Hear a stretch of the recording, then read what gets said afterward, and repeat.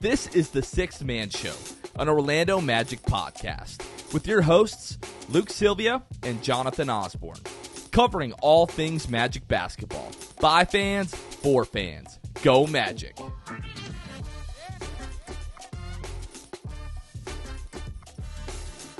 What's going on, Orlando Magic fans? You guys are back with the Sixth Man Show. Today is December 12th, 2022.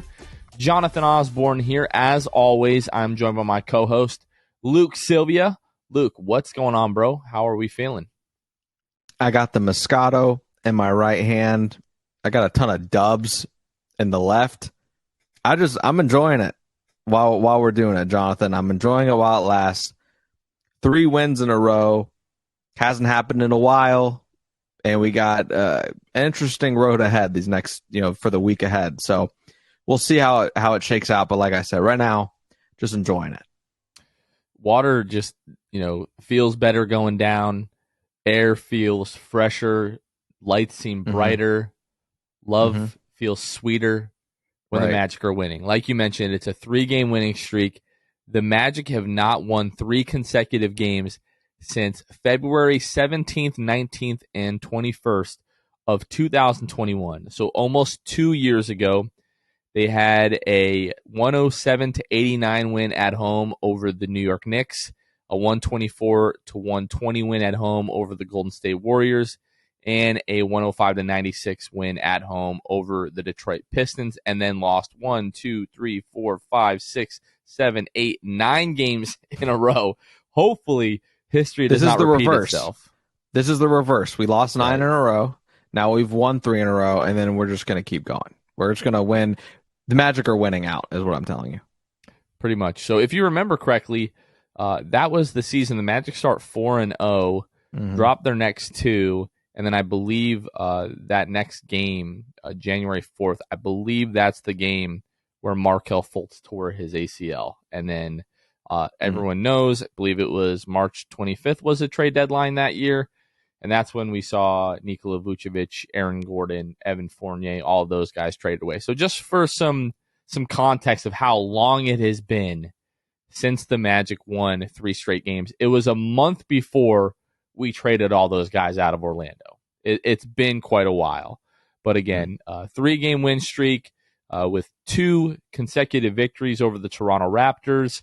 Obviously, the big overtime win over the Clippers, which we covered on the last episode. We're going to talk about both of these Raptors games in just a few minutes here. But coming up this coming Friday, December 16th, when the Magic take on the Boston Celtics, we're having another watch party in downtown Orlando. This time we're going to be at Cavo's Bar and Kitchen located at 900 East Washington Street. That watch party is going to start at 7 o'clock. Tip-off is at 7:30. So if you're in town, if you're able to come out, please make sure you do. We've got a game coming up on Wednesday against the Atlanta Hawks, so the Magic have a pretty good chance, I think, Luke, of going into this watch party on a 4-game winning streak. Pretty exciting. So again, Cavo's Bar and Kitchen, 900 East Washington Street on the 16th. It's a Friday. Watch party starts at 7 o'clock. Tip-off is set for 7:30. Let's get to the weekly state of the Magic here, Luke. The Magic are 3-1 on the week, bringing them to a record of 8-20 on the season. They no longer have the worst record in the league. Now they have the 3rd worst record in the league. They have the 3rd worst record in the Eastern Conference. So the Magic are slowly climbing up. In terms of the play-in, the Magic are, it looks like, is that 5 or 4.5 games back of the Miami Heat, who are in 10th place. So just 4.5 games back of the play-in, which is good news. We'll talk more about that in a little bit. In terms of offensive and defensive rating, the Magic have a offensive rating of 109.5, which ranks 27th in the league. They have a defensive rating of 114.5, which ranks 26th in the league. Their overall net rating is -5, which is 26th in the league. In terms of the injury front, Luke, not much has changed there. Jonathan Isaac, Chuma Okeke, Wendell Carter Jr., Jalen Suggs, Gary Harris all remain out. Friday at the shoot-around before the Toronto Raptors game, Kobe was in the Advent Health Training Center and asked Jamal Mosley just in terms of some updates for the guys that are out. And this is what Jamal Mosley had to say. they're just running around right now, just working on getting their bodies moving a little bit more. Each guy's got their different category of what they're able to do. Wendell's moving around a little bit. Gary's jogging up and down, getting some shots up. J.I., obviously, has gone through the Lakeland practices. Chuma is also just getting on the floor, a little bit of running up and down. Jalen's still feeling a little bit of pain. He's not on the court as of yet. It is a little bit concerning, in my opinion, Luke, because that is the ankle that he's injured before and the ankle that he had surgery on to start the summer. But we still don't really have a ton of updates in that regard. It's just obviously he tweaked it a few games back and is still dealing with a lot of soreness. Yeah. None, like you said, none of that is particularly encouraging. Even if you take out the Jalen Suggs stuff, I don't love that Wendell is running up the court a little bit. I don't even know what that means. Like, in terms of their world, obviously they know what their stuff means. They know what running a little bit means on the court, that sort of stuff. I simply have no context. So for me, it's like, okay, so Wendell isn't isn't where Jalen's at, obviously, but he's also not, close to like a game away or a day away from being active on the roster. It doesn't seem like, based on those quotes. Obviously, this was a few days ago, so maybe it's changed as of yet. I don't know. Hopefully, he's able to get some work and get to fully ramped up again. But yeah, just a little discouraging. We've obviously, regardless of these last three wins in a row, you missed Wendell on that 9-game losing streak immensely, and it would be great to just kind of add him into the rotation again, into that starting lineup, especially, and capitalize on these 3 wins with having him help us, build on that. So, obviously the other injuries that we have, Chuma as well, and those guys, just adding more bodies is great, but Wendell does more than just add a body. I'm just a little bit nervous about when he's back. Jalen was finally starting to really catch his stride, and he's out and sidelined, not even on the court again, at least at that update. We just don't know. We have no idea. And I think that obviously we've become really accustomed to just operating, and expecting this team to just be who they are with the players that are active, and the guys who are injured, they'll be back eventually. That's kind of the mindset I feel like we're of, especially as of late, and definitely this year. Yeah, you don't really have a choice. Wendell has missed 12 straight games and 13 out of the last 14 games. He missed one game, came back for that Chicago Bulls game, of course, where Jalen Suggs hits the game winner. He's going to get up for that, being his former team. But it doesn't sound like any of these guys are particularly close to returning. The good news is, and I think we'll talk more about this as we talk about these past 2 Raptors games, but it seems like the team is at least, and the Raptors are a flawed team themselves. Like, we're not talking about a team that is near the top of the Eastern Conference standings. As it is right now, they're 13-14 on the season, losing their last 2. They're 4-6 in their last 10. OG Anunoby, he was out tonight for them. We'll see what happens moving forward. But yeah, they're 9th in the Eastern Conference right now. And I think especially after how well Scottie Barnes played, last year, wins Rookie of the Year, they probably had some higher expectations than that, headed into the season. So yes, we've won, 3 straight games, and it feels like each of those kind of has its own caveat. Like, the Toronto Raptors aren't, right now necessarily one of the best teams in the league. The Los Angeles Clippers kind of gift you that win a little bit by not playing Paul George and Kawhi Leonard the majority of that overtime period, and even in even in regulation in that game, those guys were obviously very limited by that minutes restriction. But this Magic team, who is now again 8-20 on the year, we're certainly not going to feel sorry for anybody, and we're going to take any win that we can get. So, but at least there are some encouraging signs from the guys who are currently playing in these games and performing well as of late. But we'll touch on all of that in a bit more detail in a little bit. Before we get into these games, Luke, I just want to take a moment to shout out our patrons. So if you're not aware, we do have a Patreon community where you can join our community for as little as $2 a month, just to support the show and help us do all the things that we do. And upgrade equipment and bring you guys even better content and bring you an even better show. We also have other additional membership tiers where you can get other benefits like joining our Discord channel, having monthly Zoom calls with us where we just kind of hang out, talk about life, Orlando Magic basketball. Our last Patreon Zoom was really, really interesting towards the end. I'm not going to get into details of that. If you were on that Zoom, you know exactly what I'm talking about. But if you want to be a part of the fun and you want to help support the Six Man Show, you can find us at patreon.com/the Six Man Show. And part of our Hall of Fame tier membership level is that we shout out all of our Hall of Fame tier patrons on every episode. So I'm going to do that right now. So shout out to the Court Cousins, Armin, Carson Tulo, Jonathan Borges, Normal, Magic Player History, Julio, Bailey, Gabe Gaines, Wiffle, Michael Martin, Jamel Miller, Michael Salapong, Franz Goated Fichot, The Distract, Mo Bamba Yo Mama, It's Not OKK to say Okiki, Pierre A, Migzors, Dylan Holden, Mr. Mikey, Eduardo Sanchez, Drum, Danimal, Dutto 15, Bobby Skinner, Goaty 93, Teddy Sylvia, Eric Lopez, Fuchsia, Juan Giraldo, Bill Fulton, Edmund Lagone, Jose Esquilin, Destined for Greatness, Caleb Pete, Cannibalism, Time Mr. TV, Chad 3045, Joe Rothfuss, ESPN Really Sucks, Gear 95 Shred, Junior Barus, Half Rican, and Shaheen 177. A big shout out to all of our Hall of Fame tier patrons and to all of our patrons. And again, you can find us at patreon.com/the Six Man Show. Luke, let's talk first of all about Friday's game against the Toronto Raptors.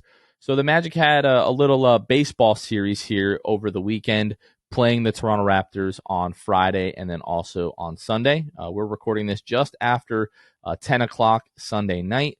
But looking at the Magic, if you look at their schedule, Luke, just over a week ago, the Magic played Toronto in Toronto back on the 3rd. So what was that? 9 days ago from when this is going to be released.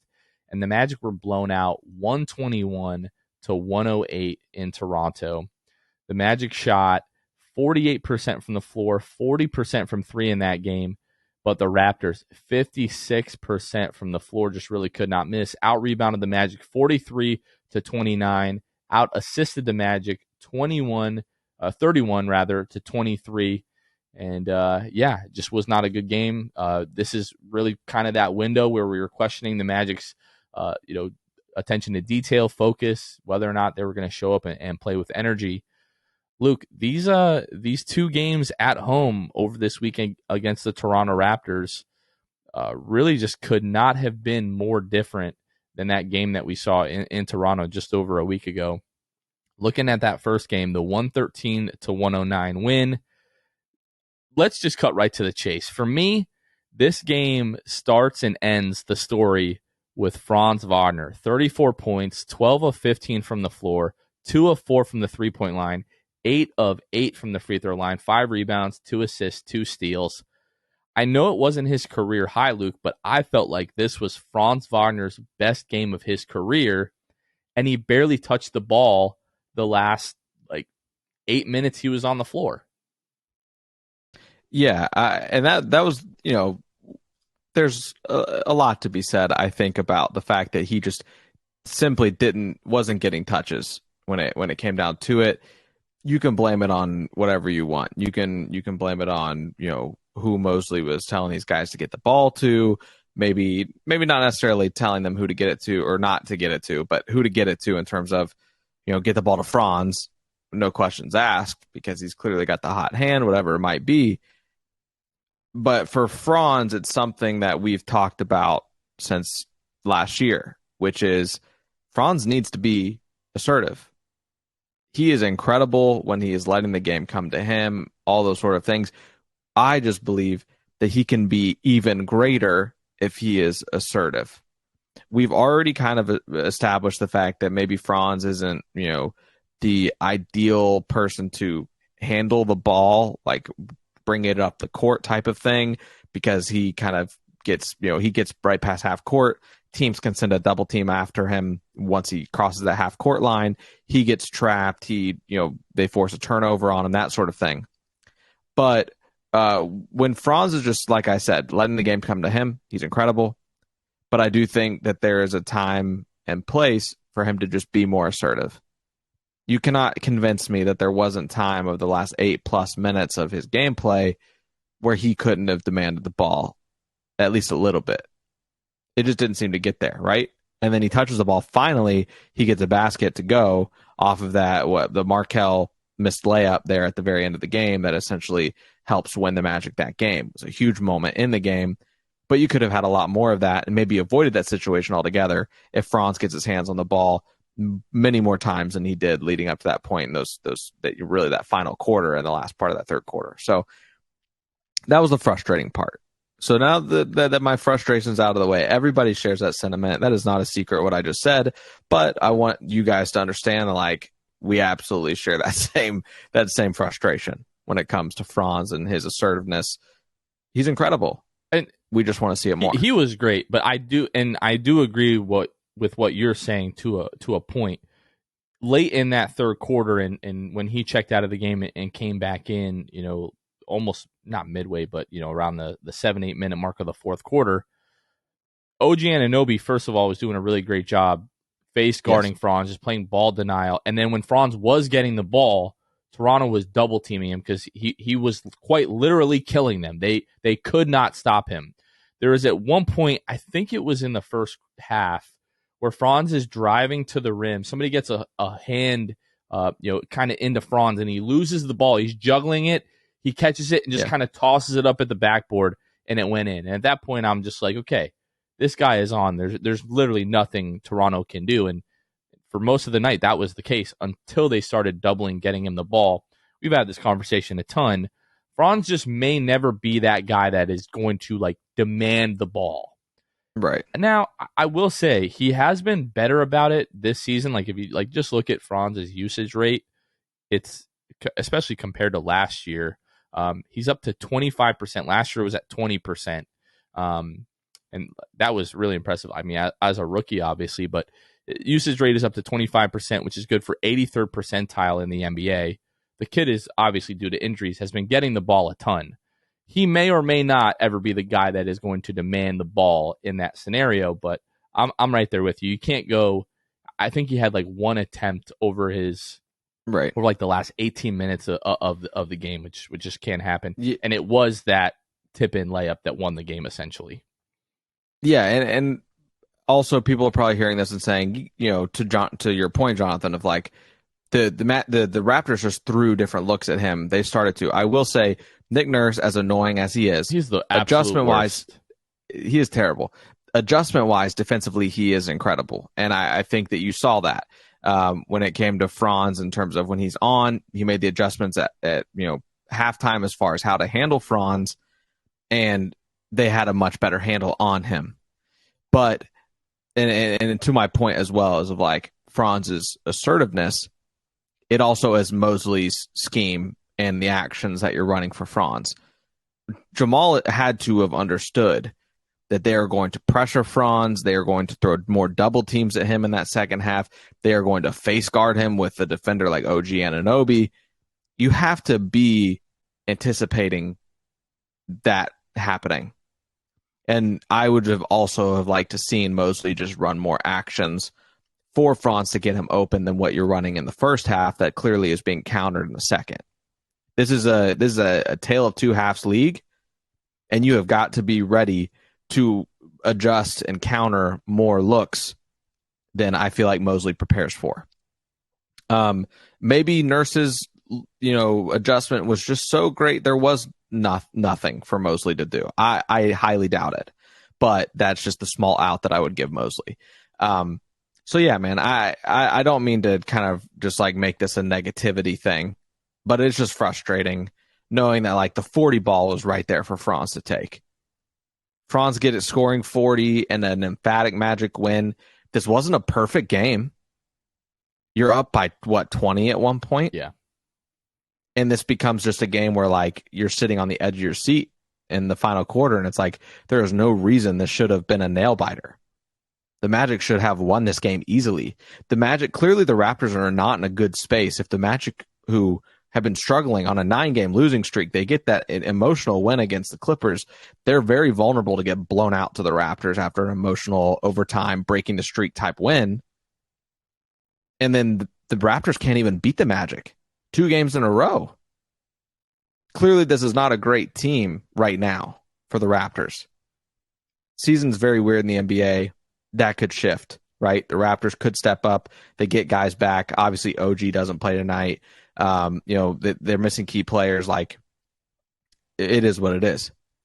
But all that to say, man, I think the Magic should have won that game by more. I know this is supposed to be a happy segment talking about this game, but that's just how I feel. This game should have been won by more. Franz should have scored 40, and you roll into yesterday's game as you guys are listening to this on an even bigger high. But I'm just glad that obviously the Magic were able to reel it in, win that game, take care of business on Sunday night as well. So just to give folks a little bit more context surrounding this game, the Magic are up 67-63 at the end of the first half. And then over the first 6+ minutes in the third quarter, they go on a 21-5 run. They're up 88-68. And then it just seemed like Toronto started to chip into that lead. Eventually, getting it pretty close down the stretch. It was 104-106 with 4 minutes to go. They tie it up 108-108 with 1:44 to go. And then, Paolo Banchero, makes a big first free throw, gives the Magic a 1-point game. Fred VanVleet gets fouled the other end, makes it a tie game, 53 seconds to go. And then with 26.9 seconds left, Markelle misses the layup, and Franz Wagner tips it in. Arguably got fouled on that tip-in, by the way. Could have been an and one. And then Toronto, Fred VanVleet just had a pretty rough start to the season just in terms of shooting the basketball. I went through the Raptors subreddit after that game the other night, and they're like, man, Fred just had to take that shot, didn't he? He misses it. Magic get the ball back. Raptors have to foul. Paolo Banchero makes his free throws. And that's really the story in this one for the Orlando Magic. We were concerned after that Clippers game, like you mentioned, like kind of that emotional high, not getting too high. And the team, that's been a theme throughout the year, talking about not getting too high, not getting too low, not getting too high after wins, not getting too low after losses. But it's a young team that is still learning very much how to win in this league. And you come out, and you have a 37-25 first quarter, take a 12-point lead going into the second against the Toronto Raptors. And all of a sudden, I'm feeling pretty good. This by no means was like a defensive masterclass for the Orlando Magic. Toronto still scores 109 points, 42% from the floor, 28% from the three-point line. Magic just could not play defense without fouling. 33 free throws for the Toronto Raptors in that one, which really helped them stay in the game, I thought, especially in that second half. But the Magic shoot a blistering 59.2% from the floor, 38% from the three-point line, 19 of 21. Like the last few games, this stretch of just hot free throw shooting continues. I think the game before this against the Clippers, I believe we shot 90%. I believe the game before that, it was like 89%. So over the last few games here, Magic have got to be shooting pretty close to 90% from the free throw line, getting there a ton. So super, super encouraging stuff out of the Orlando Magic. So you get that win, Luke, and now you're like, okay, we split the season series so far. It's 1-1. They kicked our butt in Toronto. We had them on the ropes in the second half. It felt like if you could have sustained that for a few more minutes, they might have thrown in the towel, but obviously they came back, and then you just kind of barely squeak out that win. So now you're going into Sunday, and you're like, okay, they blew us out once. We barely beat them. They're struggling so far to start the season, probably not playing up to their expectations. They're going to come out ready to play on Sunday night. So I was concerned going into this one that we watched tonight, and it was a dogfight. Like to me, this game was the definition of a dogfight. A lot of whistles blown on both sides of the ball, as Luke knows. I'm very quick to criticize officiating, but I'm much more willing to do that if it's lopsided. I didn't feel like it was lopsided. I thought it was bad officiating. I thought they were blowing the whistle far too often, which just completely ruins all kind of flow, and it just makes for an ugly game to watch. But it was legitimately terrible on both ends of the floor. I know especially late in the game. The Raptors were probably getting a little bit more of a favorable whistle, which you could argue helped keep them in this game down the stretch. It felt like the Magic could have pulled away a little bit. But 38 free throws tonight for the Toronto Raptors, 31 for the Orlando Magic. But yeah, the Magic, I don't want to say, hot shooting, I guess you could say 45% from the 3-point line for the Orlando Magic. We'll take that all day. But Luke, again, just the young guys, Franz Wagner, Paolo Banchero, both playing relatively well tonight. Not super efficient, but getting to the free throw line and being efficient there, getting free points, just carrying the Magic to another victory. Cole Anthony's been playing well. Mo Bamba was great tonight. And now you've won 3 in a row. You beat the Raptors twice in a row. You're up 2-1 on the series. They play one more time later this year. It would be great to be able to just flat out win the season series for the Toronto Raptors. But Luke, these last 2 games, I guess we could say like last 3 games, the Magic are just doing the things that they have to do, and they're winning freaking ball games, man. They're doing what they have to do, and they're doing it consistently. Like in terms of these last 2 games against the Raptors, right? It's very uncommon that you'll have a game where the Magic win the game because of a rebounding differential, and in the very next game, it's uncommon that you would have it happen again, especially against the same team, to where like you basically win the game in similar ways. With that, right?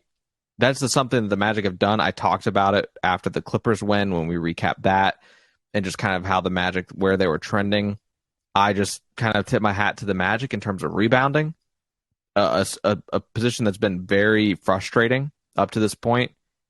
Magic out rebound the Raptors, the other night, 43 rebounds to 33. Sunday night against the Raptors in their latest win, 42 rebounds to 28. Just really great job by the Magic in that regard. The Magic shoot, 38.5% from 3 the other night. They shoot 45%, obviously, as you said. Sunday night, hold the Raptors to 24%, hold them to 28% tonight, on Friday night. They did the right things and did them well enough to win these games.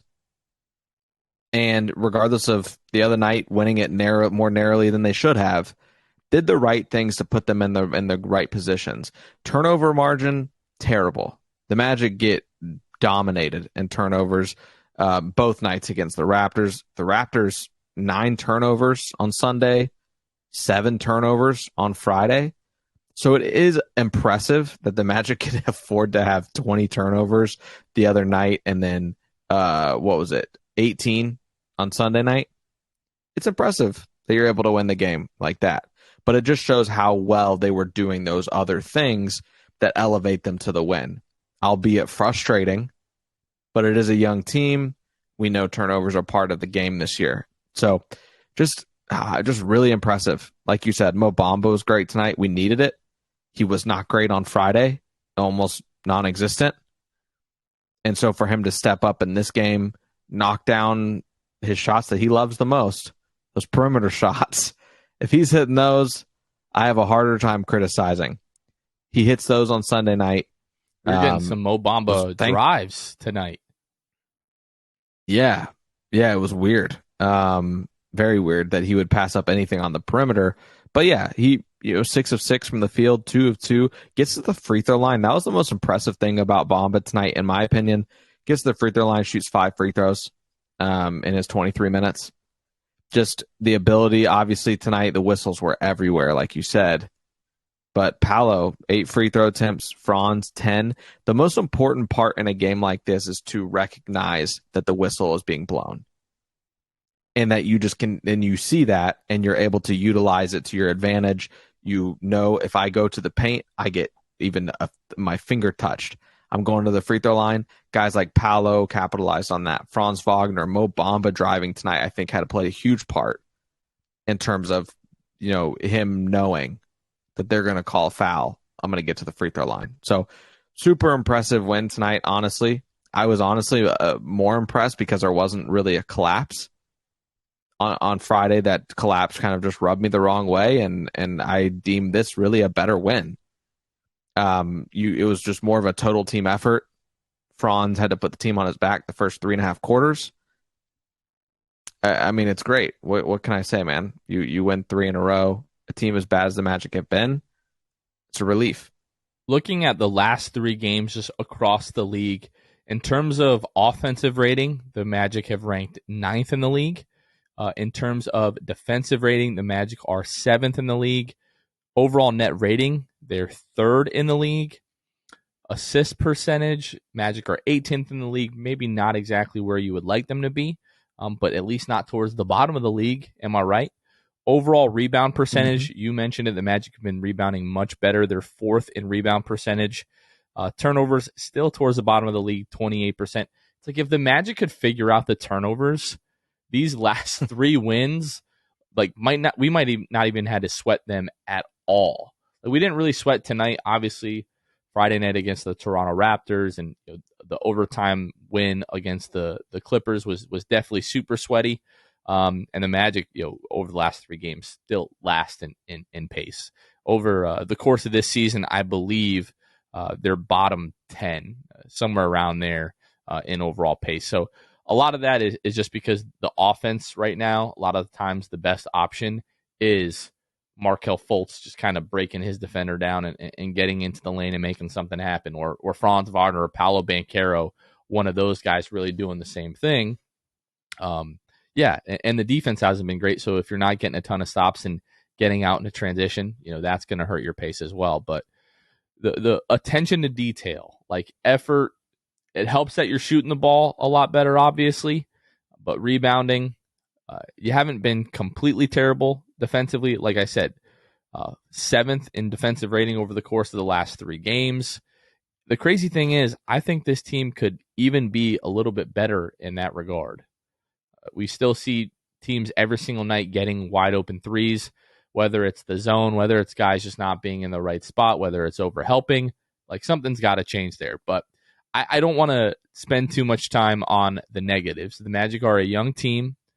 They've beaten quality opponents. We talked about this 12-game stretch that the Magic have where they play a playoff team every single night. And these are playoff teams that they've beaten these last 3 games.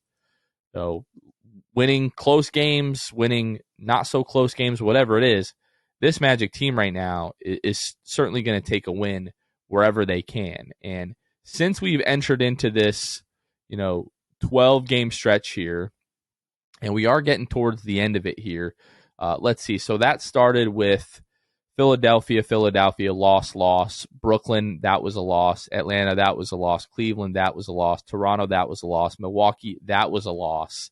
So you're 7-3 now through these 10 games. You've got Atlanta, Boston, Atlanta. We said the Magic had to go 4-8 or 5-7 on this stretch. The Magic have a real chance to do that. We talked about during this stretch the Magic going 4-8 over those 12 games or 5-7 to keep the play-in hopes alive. And you and I were joking, like, the Magic have a real chance to go 0-12 in that stretch. Now you've won 3 games in a row. You got 2 games coming up against Atlanta in the next 4. Obviously, the 2 at Boston are going to be super tough. But Atlanta's banged up right now. They're missing multiple guys. You may be able to squeak out a win there. They played the Bulls tonight. That game went to overtime, and they won 123-122 over, again, a Bulls team that has been struggling. Before that, they had 3 straight losses to the Nets, the Knicks, and the Thunder. So Atlanta all of a sudden is definitely looking a lot more beatable than they did about 2 weeks ago when we first started talking about this stretch. I can't believe the Magic have a legitimate chance to win 5 or maybe even 6 games in this 12-game stretch. I mentioned the Magic are 4.5 games back of the play-in as you and I sit here and talk right now, Luke. I feel a lot better right now than I did 2 weeks ago in the middle of that 9-game losing streak. Yeah, I would say still feels unlikely that we see the Magic in the play-in, just in my opinion. It'd be easy to ride the high and be like, yeah. And I'm not downplaying, right? Like the Magic played, like you said, a beat-up Hawks You have the Celtics. That's tough. Like I don't know if you beat the Celtics either of those games at in Boston, right? I just don't think realistically I don't think you do that. Let's say the Magic, Jonathan, can beat the Hawks, right? You're looking at being 9-20 going to those games against the Celtics. Let's say you draw both of those. You're 9-22. Can you beat the Hawks again the next Monday? You're 10-22 going into a very favorable five game stretch. Rockets, Spurs, Lakers, Pistons, Wizards. I don't know, man. I think that the Magic really can. I hope they don't have to. The Magic are going to really be able to make up ground in that five game stretch, and even the next one, January 4th, Thunder, and then you got a little bit of a tougher stretch there after that. Probably don't look past January 4th, but if we're looking to January 4th, man, get a respectable record up to that point. Get yourself some narrow that margin between wins and losses. I don't know. Maybe you split against the Celtics and we're talking crazy, but this is the fun part of looking ahead. And the Magic have a very favorable schedule for a good amount of time starting December 21st, especially. So we'll see what they can do. Yeah, I mean, if we're looking, so it was 1, 2, 3, 4, 5, 6, 7. So now we're at 10. It was certainly more than 12 games. If we look at the standings here, feels like we're missing something in terms of all of those teams were in the playoff race. So maybe it was more than 12 games. Maybe it was like 14 games, somewhere around there. But yeah, I mean, I definitely feel like Atlanta is beatable right now. No DeJounte Murray, no John Collins. Now they should be favored, and they will be favored in those games. I mean, God forbid you split one of those with Boston, man. All of a sudden, I start to feel a lot better, like you said, going into that 5-game stretch. Houston, Spurs, Lakers, Pistons, Wizards, Thunder. Wizards. Okay, see, and all of them are under 500 right now. Those are all teams. Obviously, Lakers doing a little bit better as of late because they couldn't do much worse. But I don't know. After that stretch, I can't help but think that's a pivotal stretch. After that stretch, like you talked about, starting January 5th, you've got Memphis, Golden State, Kings, Blazers, Jazz, Nuggets, Pelicans. Yeah. Like, let's not dwell on that. But if you can get into January 4th, January 5th, Jonathan Isaac started practicing with Lakeland about a week ago now. Like last Tuesday, I believe, was when we heard about it. That puts him at about a month from that point. Now, I'm not saying that's when he's going to come back. We have no idea.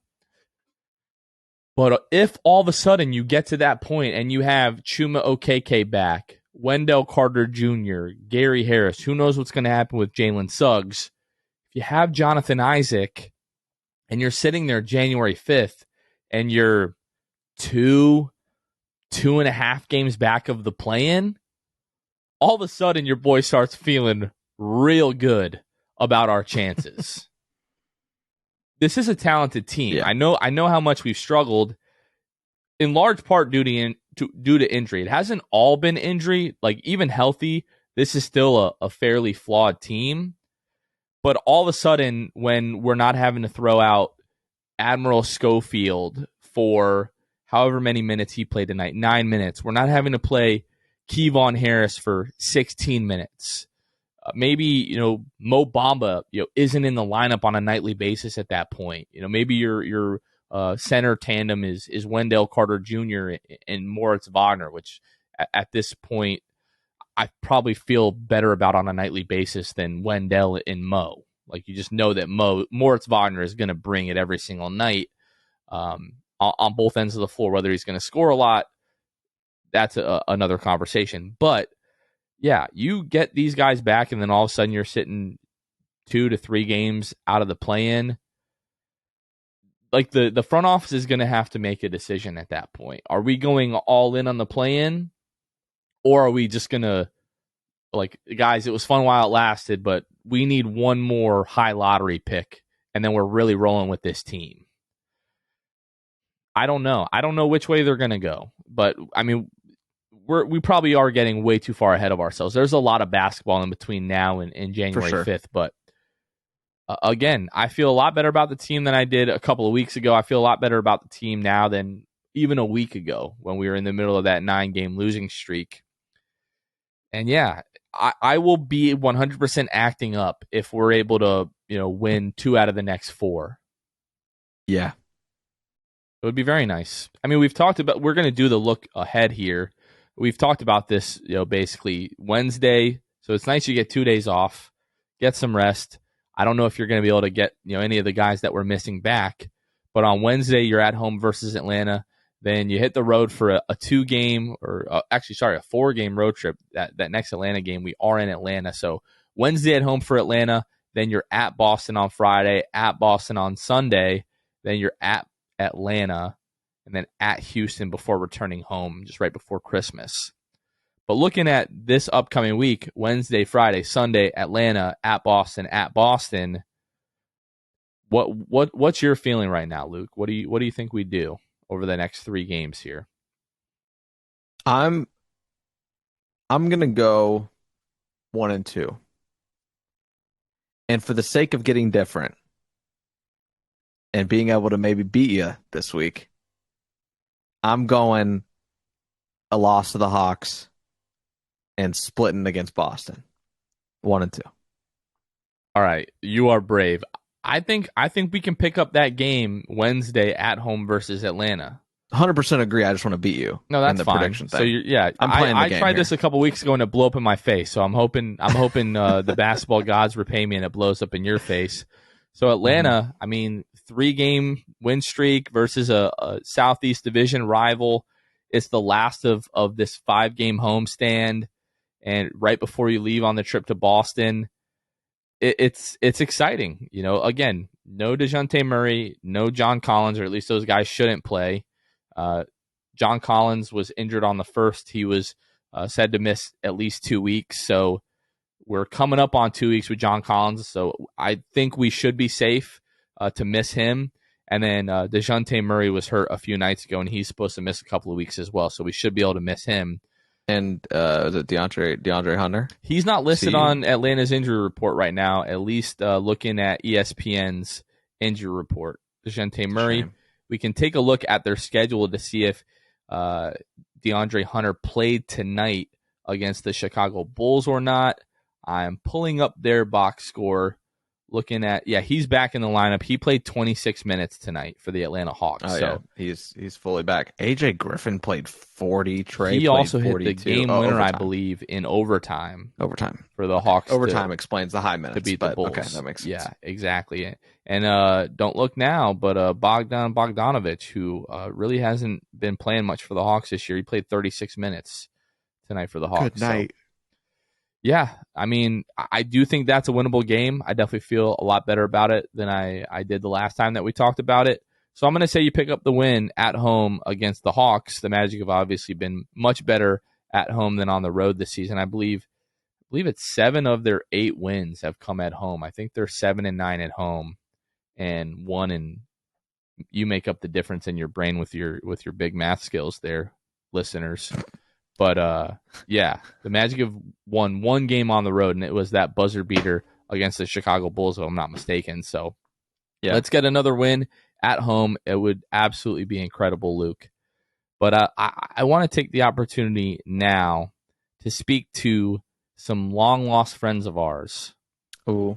Some friends of ours that we haven't heard from in a while. Some friends that I just don't understand, Luke. Like, you think you really know somebody. We were hearing from this particular group of friends for better part of the last 18 months, weekly, sometimes daily.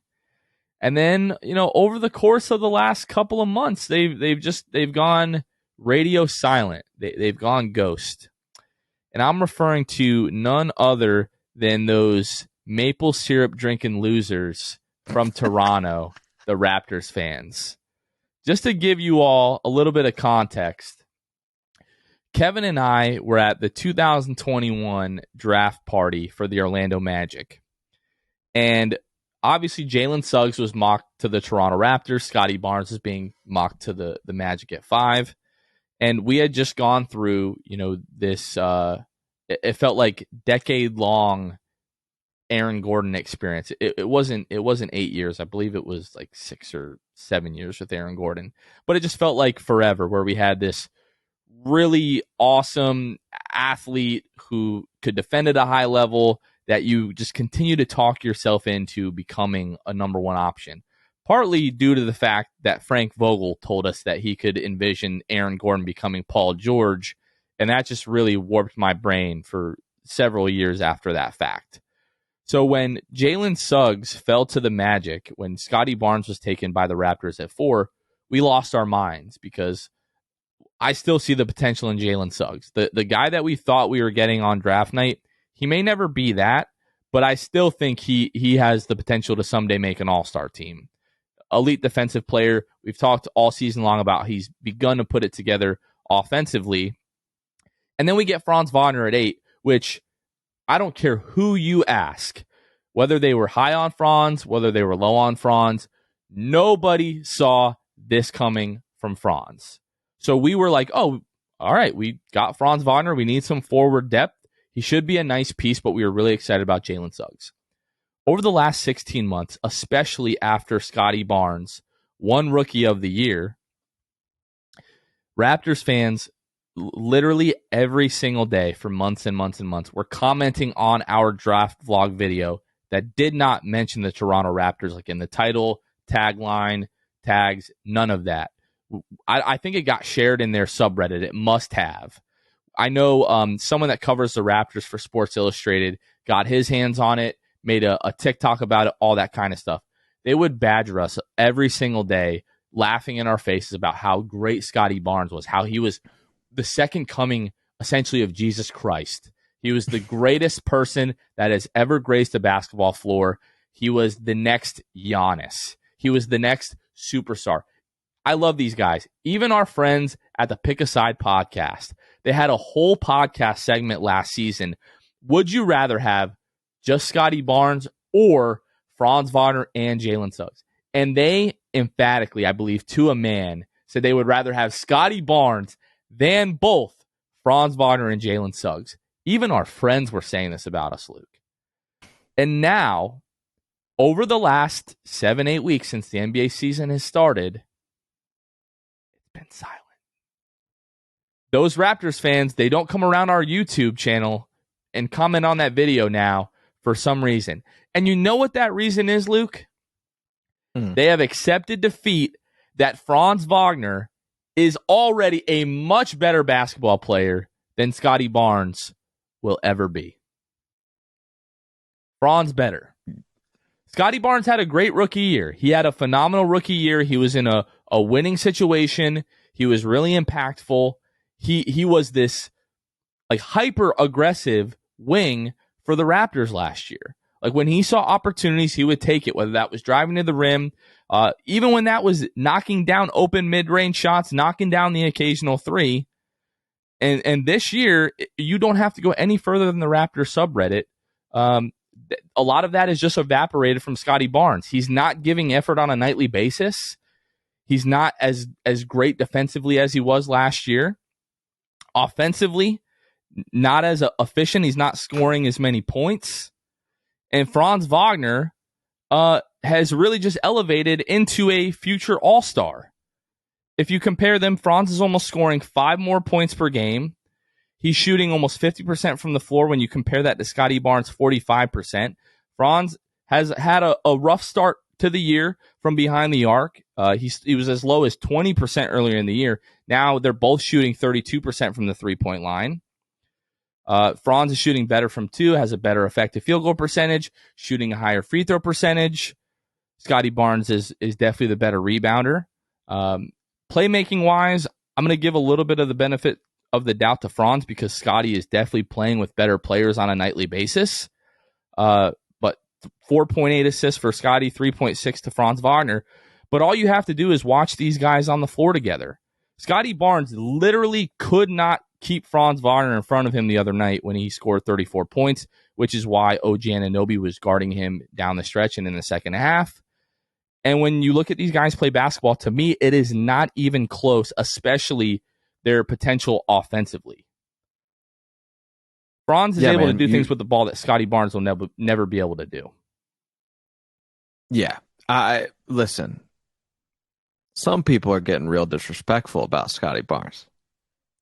And I love disrespectful. The disrespectful quote that I've heard in comparison is that Scottie Barnes is MCW of the North. Michael Carter Williams, love you, bud. He wins Rookie of the Year and then just decreases in every stat category, it felt like, thereafter. Give you an idea, Michael Carter Williams had 16.7 points per game as his rookie year. Impressive. The next year, 14.6 points per game. Last year, Rookie of the Year, Scottie Barnes, 15.3 points per game. This year, only 23 games in, Scottie's got 14 points a game. Stats would show efficiencies are going to decrease basically for a lot of people because we're still, 20 some odd games into the season, about a third way there.